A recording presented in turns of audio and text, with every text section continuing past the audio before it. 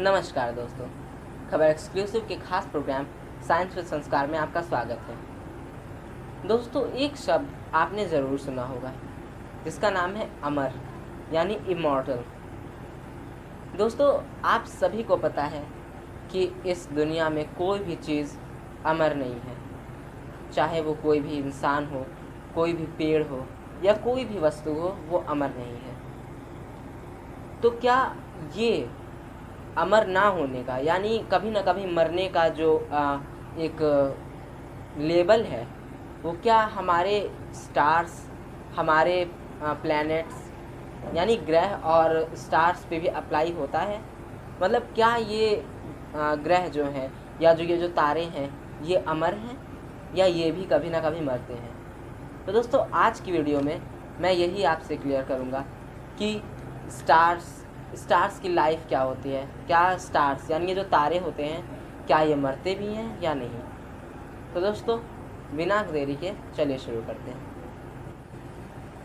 तो दोस्तों, बात कर लेते हैं स्टार फॉर्मेशन की, यानी जो ये तारे होते हैं ये कैसे बनते हैं, कैसे फॉर्म होते हैं। हमारे अंतरिक्ष में बहुत सारे क्लाउड हैं यानी बादल हैं, जिन्हें हम मॉलिक्यूलर क्लाउड भी कहते हैं।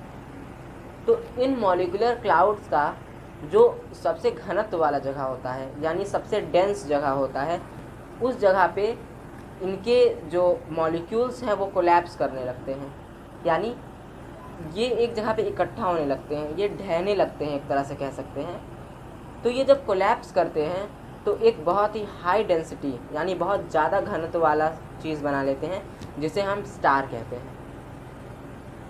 दोस्तों, ये कोलैप्स जो करने लगता है बादल, ये इसके पीछे उसी की ग्रेविटी का हाथ होता है, यानी उसकी ग्रेविटेशनल फोर्स इतनी ज़्यादा हो जाती है कि उसके सारे मॉलिक्यूल्स एक जगह पे कोलैप्स करने लगते हैं।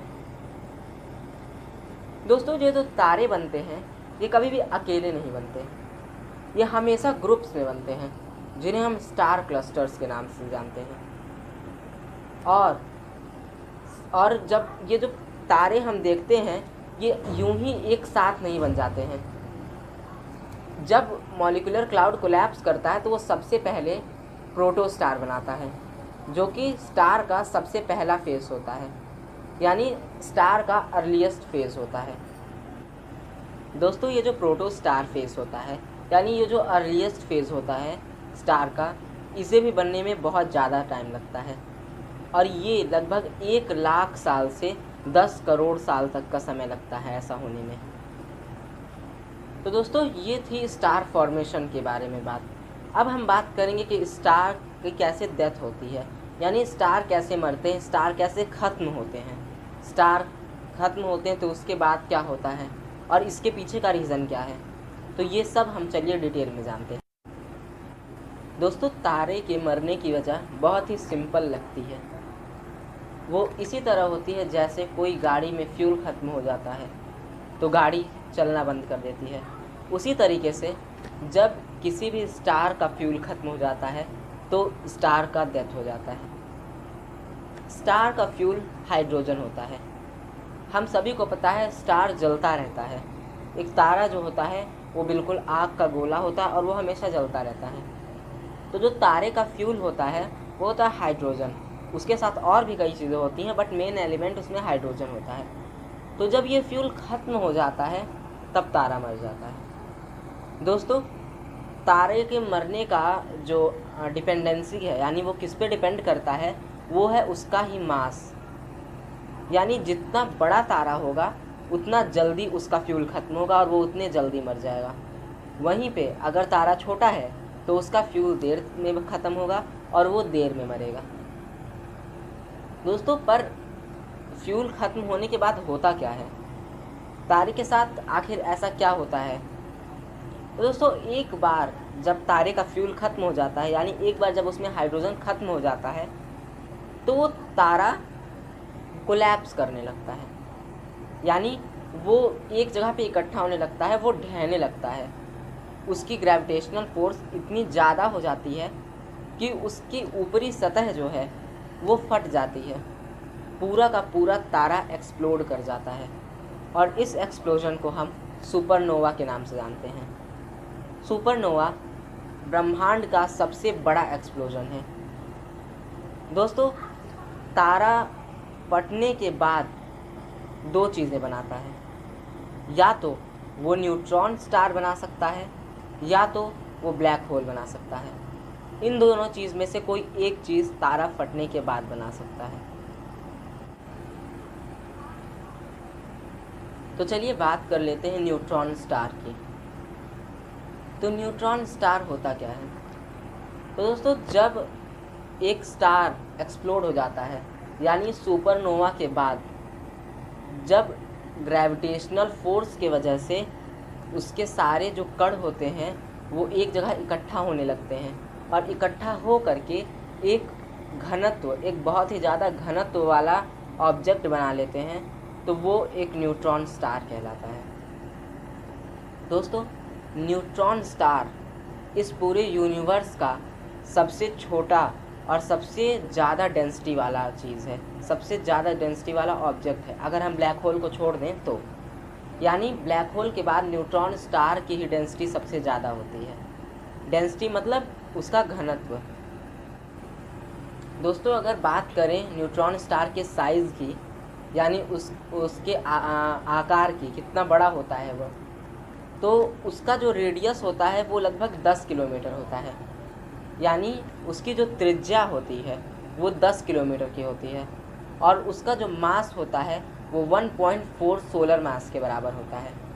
यानी जो उसका द्रव्यमान होता है वो 1.4 सोलर मास के बराबर होता है। दोस्तों, एक सोलर मास की वैल्यू होती है 2 × 10⁻30, यानी ये जो अंक लिखा हुआ है। दोस्तों, 1.4 × 2 × 10⁻30 ये होती है एक न्यूट्रॉन स्टार की मास, यानी उसका द्रव्यमान। दोस्तों, न्यूट्रॉन स्टार ठंडा होता है, वो कोई भी हीट जनरेट नहीं करता है। और हाँ, एक बात और, न्यूट्रॉन स्टार, हर कोई स्टार एक्सप्लोड होने के बाद न्यूट्रॉन स्टार नहीं बना सकता। कोई ऐसा स्टार, यानी कोई एक ऐसा तारा जो हमारे सूरज से 8 गुना ज़्यादा द्रव्यमान रखता हो, यानी हमारे सूरज से 8 गुना ज़्यादा उसका मास हो, वही एक न्यूट्रॉन स्टार बना सकता है। तो दोस्तों, ये थी सारी बातें एक न्यूट्रॉन स्टार के बारे में। अब हम बात करेंगे ब्लैक होल के बारे में, जो कि दूसरी चीज़ है जो सुपरनोवा के बाद बन सकती है। तो ब्लैक होल स्पेस में एक ऐसा रीजन होता है, एक ऐसा जगह होता है जहाँ पे ग्रेविटेशनल फोर्स, यानी वहाँ की ग्रेविटी इतनी ज़्यादा होती है कि उसमें अगर कोई भी चीज़ चला जाता है तो वो वापस नहीं निकल पाता है। यहाँ तक कि सबसे ज़्यादा स्पीड रखने वाला जो चीज़ है, जो है लाइट भी ब्लैक होल से बाहर नहीं निकल पाता है। दोस्तों, ब्लैक होल हर चीज़ अपने अंदर खींच लेता है। उसके पास अगर एक बहुत बड़ा तारा या कोई ग्रह कुछ भी आ जाए, वो उसे अपने अंदर खींच लेगा। एक तरह से कह सकते हैं ब्लैक होल ये सारी चीज़ें खा जाता है। ब्लैक होल दिखता नहीं है। दोस्तों, ये बात बहुत ध्यान में रखने वाली बात है कि ब्लैक होल दिखता नहीं है। तो एक सवाल उठता है कि किस तरह से हम उसे पहचानते हैं कि वो है कहीं पे। तो दोस्तों, ब्लैक होल के चारों तरफ एक लाइट सी होती है, और वो लाइट इस वजह से होती है कि जब भी कोई ऑब्जेक्ट उसके अंदर खिंचता है तो वो जो पार्टिकल्स होते हैं उनके बीच में, उनसे लड़ते हुए आग का गोला बन जाता है। और ब्लैक होल के अंदर गिरने से ठीक पहले वो जब ये जलता हुआ दिखाई देता है, जो एक आउटलाइन जैसा दिखता है, ब्लैक होल के चारों तरफ एक आउटलाइन जैसा दिखता है। तो इसी तरह से हम ब्लैक होल को डिटेक्ट करते हैं। दोस्तों, ब्लैक होल की अब तक की सबसे पहली तस्वीर खींची गई थी 2019 में। जी हाँ, पिछले ही साल। क्योंकि अब तक ब्लैक होल एक हाइपोथेटिकल चीज़ था, यानी बस ये ऐसा माना जाता था कि ये होता होगा, और ये साइंस की बहुत बड़ी अचीवमेंट है कि ये बात सच निकली। ब्लैक होल सच में होता है, और 2019 में इसकी फ़ोटो खींची गई थी, जो कि नासा द्वारा हमें उपलब्ध कराई गई थी। दोस्तों थियोरी ऑफ रिलेटिविटी ऐसा प्रिडिक्ट करती है, ऐसा मानती है कि कोई भी ऑब्जेक्ट, कुछ भी चीज़ को हम ब्लैक होल में बदल सकते हैं। यानी इस धरती को या कोई भी एक छोटे छोटा, ये जो आप मोबाइल जिससे ये वीडियो देख रहे हैं, उसे भी हम ब्लैक होल में बदल सकते हैं। ऐसा थियोरी ऑफ रिलेटिविटी मानती है, प्रिडिक्ट करती है। दोस्तों ब्लैक होल के बारे में अगर कुछ और इंटरेस्टिंग फैक्ट्स बता दूं तो ये है कि ब्लैक होल ग्रो कर सकता है, यानी वो बढ़ सकता है। वो अपने आसपास के सामान को खा करके, यानी अपने अंदर समा करके वो बढ़ता है। यानी वो एक बड़े से बड़े तारे को भी निगल सकता है, प्लैनेट्स को भी निगल सकता है। और तो और ये दूसरे ब्लैक होल्स के साथ मिल करके एक super giant, super massive black hole बना सकता है, यानी काफ़ी बड़ा ब्लैक होल भी बना सकता है। तो दोस्तों ये सारी बातें थी ब्लैक होल के बारे में। तो दोस्तों लौट के आते हैं अपने उसी पुराने सवाल पे कि क्या हमारा सन भी कभी मरेगा। तो इसका सीधा सा जवाब है कि हमारा सन भी एक तारा ही है और वो भी कभी ना कभी ज़रूर मरेगा। वो भी एक दिन एक्सप्लोड होगा, बट वो दिन अभी बहुत दूर है, क्योंकि साइंटिस्ट के हिसाब से ऐसा होने में अभी 7 to 8 बिलियन ईयर्स हैं, यानी लगभग 700 से 800 करोड़ साल हैं। तो आप अभी आराम से अपने घर में बैठ सकते हैं, ऐसा जल्दी नहीं होने वाला है, क्योंकि तब तक आप जीने नहीं वाले हैं।